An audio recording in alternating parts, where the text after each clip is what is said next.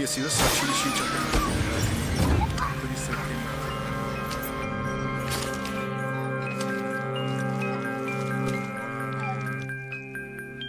वास्तव में मेरा इरादा किसी को मारने का नहीं था। उन्होंने मुझे मजबूर किया।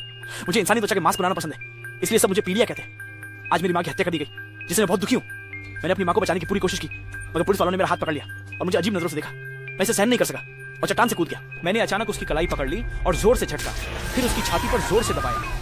दुनिया नहीं देखी हुई औरत वहीं डर गई। इस पुलिस वाले ने बंदूक से विरोध करने की कोशिश की और अपने ही साथी को गोली मार दी। गाड़ी ने नियंत्रण खो दिया और सूखी सूरजमुखी के खेत में जा टकराई, फिर तेजी से पड़ोसी के हार्वेस्टर की तरफ बढ़ गई। दरअसल मैं एक अनाथ हूँ और आत्मकेंद्रितता का मरीज हूँ। मुझे अनाथालय की दत्तक माँ ने 50 साल तक पड़ा।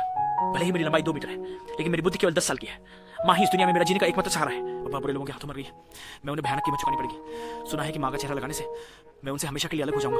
क्या तुम समझते हो कि यह सच है? शुरुआत में उस महिला और सिपाही की सेवा करने के बाद मैं कस्बे में वापस जाकर फिर से कसाई का काम करने की तैयारी कर रहा था। घर लौटने पर मैं माँ के चेहरे पर सुंदर मेकअप करना चाहता था, लेकिन मैंने पाया कि कोई हमारे घर आकर संपत्ति के कागज चुरा रहा है और ये लोग वही हैं जिन्होंने मेरी माँ का अपहरण किया था। अगर ये लोग हमारे घर पर कब्जा करने की कोशिश नहीं करते तो मेरी माँ गुस्से में नहीं मरती। अब ये बदमाश खुद ही मेरे पास आ गए हैं। तुम काले कमीने, तुम भागने की कोशिश कर रहे हो?